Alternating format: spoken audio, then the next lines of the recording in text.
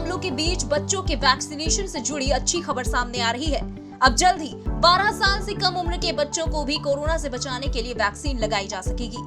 5 से 12 साल तक के बच्चों को बायोलॉजिकल ई की कोविड वैक्सीन कोर्बेवैक्स लगाई जा सकेगी। इसके अलावा भारत बायोटेक की बनाई कोवैक्सीन भी 6 से 12 साल तक के बच्चों को लगाई जा सकेगी।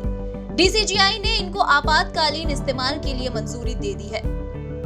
इसके साथ साथ 12 साल से ऊपर के आयु वर्ग के लिए ZyCoV-D की 2 डोज वाली वैक्सीन को भी मंजूरी मिल गई है। अब चूंकि बच्चों को टीका लगाने के लिए 3 नई वैक्सीन को मंजूरी मिल चुकी है, तो ये जानना जरूरी है कि इन वैक्सीन की क्या खासियत है। सबसे पहले बात करते हैं कोवैक्सीन की। कोवैक्सीन भारत बायोटेक द्वारा बनाई गई स्वदेशी वैक्सीन है, जो कि 6 से 12 साल तक के बच्चों को भी लगाई जाएगी। WHO के अनुसार कोविड-19 से बचाव के लिए इसके 2 डोज लगना जरूरी है और 2 डोज के बीच 4 हफ्ते का अंतराल होना चाहिए। दोनों डोज लगने के बाद वैक्सीन का 4 से 6 महीने बाद बूस्टर डोज दिया जा सकता है। दुनिया के 23 देश इसे लगाने का लाइसेंस जारी कर चुके हैं। जहां तक वैक्सीन की प्रतिरोधक क्षमता की बात है, तो ये दूसरी डोज लगने के 14 दिन या उसके बाद 78% है। वहीं 60 साल से कम उम्र में इसकी प्रतिरोधकता दर 79% है। अब बात करते हैं कोर्बेवैक्स की।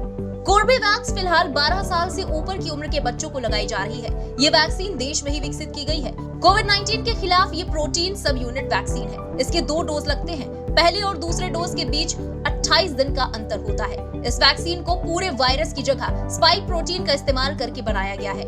अब ये 5 से 12 साल की उम्र के बच्चों को लगाई जाएगी। चूंकि इस वैक्सीन को आपात स्थिति में इस्तेमाल की मंजूरी दी गई है, इसलिए इसकी प्रतिरोधक क्षमता के बारे में ठोस प्रमाण अभी उपलब्ध नहीं है, लेकिन अलग अलग रिपोर्ट्स में इसे 80% तक बताया गया है। वहीं भारत में बनी ZyCoV-D दुनिया की पहली DNA बेस्ड वैक्सीन है। ये एक स्वदेशी वैक्सीन है जिसे बिना इंजेक्शन के दिया जा सकता है।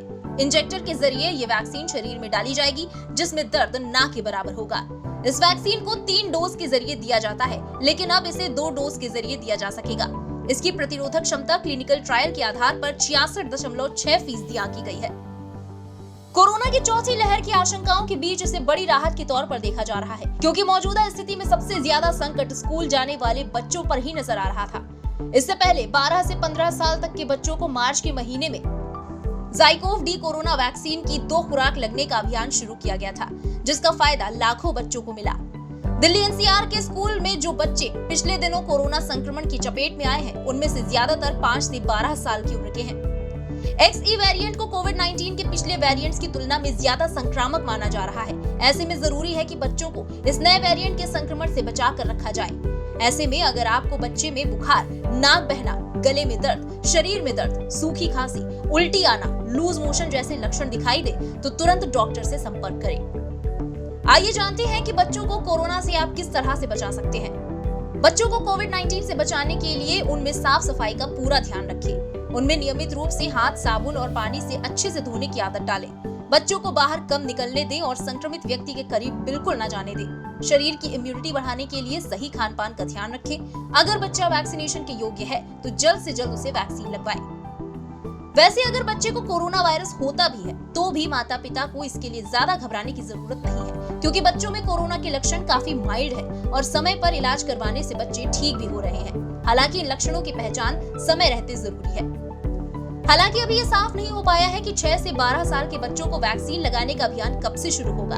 ऐसा माना जा रहा है कि 27 अप्रैल को प्रधानमंत्री जिस समीक्षा बैठक में हिस्सा लेंगे, उसमें इससे जुड़ा ऐलान किया जा सकता है। ऐसे में आप भी अपना और बच्चों का पूरा ध्यान रखें। कोविड नियमों का पालन जारी रखते हुए मास्क और सैनिटाइजर का उपयोग नियमित रूप से करते रहें और जरा भी आशंका होने पर तुरंत डॉक्टर से संपर्क करें।